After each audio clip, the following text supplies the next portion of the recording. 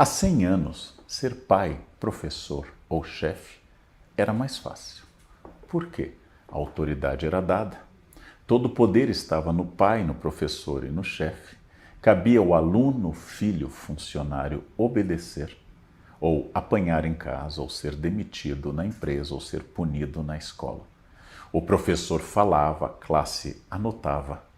Tudo funcionava dentro de uma hierarquia, onde o poder estava definido. Este era um mundo muito útil e muito adequado para quem estivesse no topo da pirâmide de poder.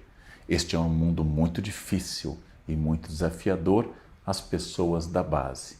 Vamos avançar para o nosso momento quase pós-pandemia.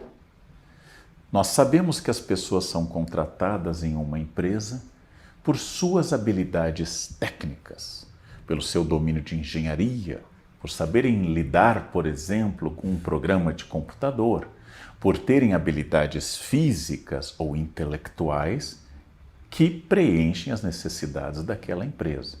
Nós chamamos essas habilidades duras, profissionais de formação, diploma, de hard skills, são habilidades duras, são habilidades estruturais.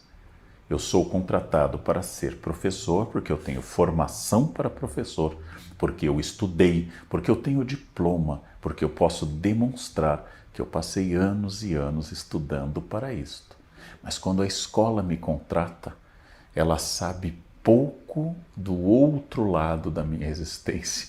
Ela sabe pouco sobre as minhas soft skills, as habilidades subjetivas, carisma, simpatia, capacidade de trabalhar com o grupo. É claro que a seleção vai me perguntar isso. Você sabe trabalhar em grupo? A seleção vai me perguntar qual o meu maior defeito, mas as respostas previstas para um processo seletivo, por mais que ele seja bom, não revelam aquilo que só aparece ao longo dos meses e anos de trabalho. Fulano é um engenheiro extraordinário. Aquela é uma médica de ponta formada na melhor universidade, com uma habilidade cirúrgica extraordinária.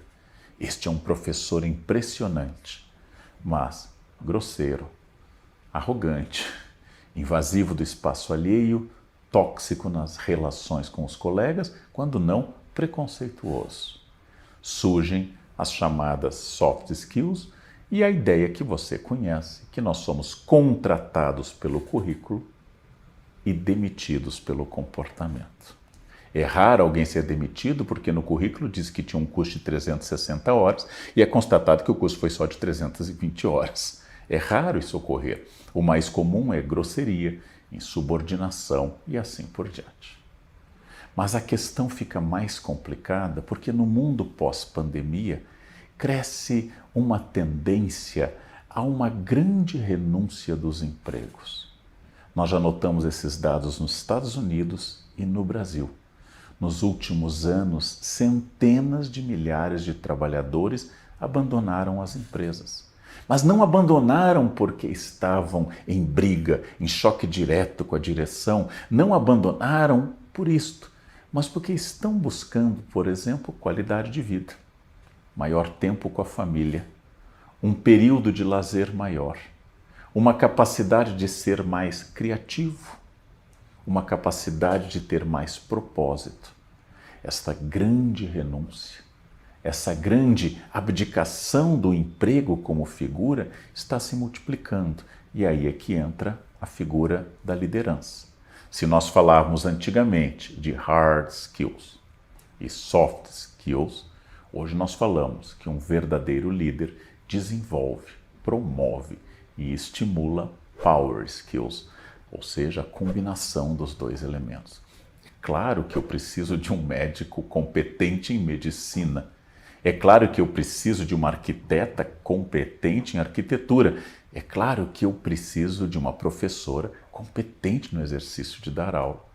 Mas, junto com isso, eu tenho que desenvolver uma coisa quase tão importante, ou até mais, do que aquela.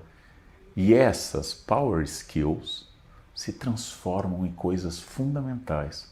A liderança através do estímulo de cursos, a liderança através de feedback contínuo, A liderança através da barragem, parar as fofocas, a maledicência, tudo aquilo que um grupo humano costuma promover. A liderança que ajude a fazer reuniões produtivas, que estimule as pessoas, passou a ser um tipo de liderança muito diferente daquele tipo cuja simples presença assustava a equipe. Um mau líder é aquele que provoca a pergunta de um funcionário que chega um pouco depois do horário normal e pergunta: ele já chegou? Quando as pessoas perguntam ele já chegou, existe um medo ainda ao poder. Um bom líder é aquele que a chegada promove uma tranquilidade, porque agora tem alguém que nos ajuda, agora tem alguém que nos incentiva, agora tem alguém que vai estimular e que tem uma visão total do processo.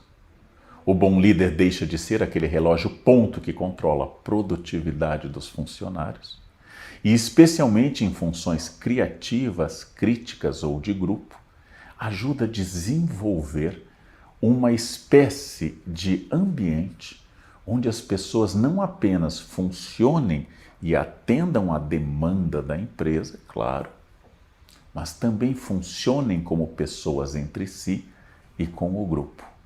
Por isso que é fundamental que eu aprenda uma certa inteligência emocional no contato com as pessoas, que antes não era demandada. Um bom professor há 100 anos tinha autoridade.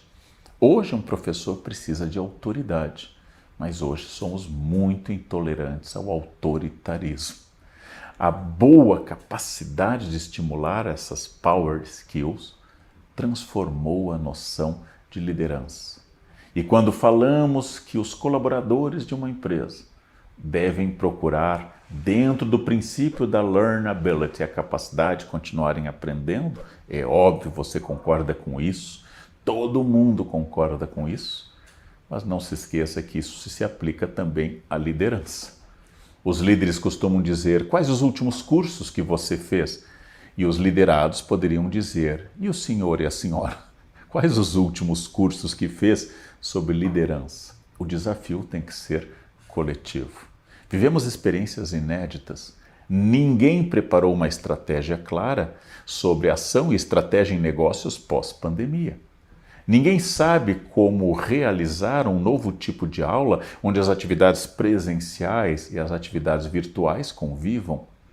Ninguém sabe como será o futuro de uma medicina em que a anamnese médica, a entrevista para o levantamento dos dados do paciente, pode ser feita agora virtualmente.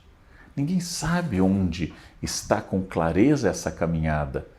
Quanto mais eu pensar nisso, me atualizar, quanto mais eu aceitar o desafio dessas questões, quanto mais eu entender que a obrigação para manter talentos na empresa não é mais apenas a boa vontade dos contratados, mas a sinergia entre contratados e contratantes, quanto mais eu constituir laços que representem um desafio coletivo e estratégico, mais eu me aproximo de um modelo de liderança que supere a noção autoritária, centralizadora, muitas vezes violenta, do poder no passado. Ser líder hoje é mais difícil do que há 100 anos.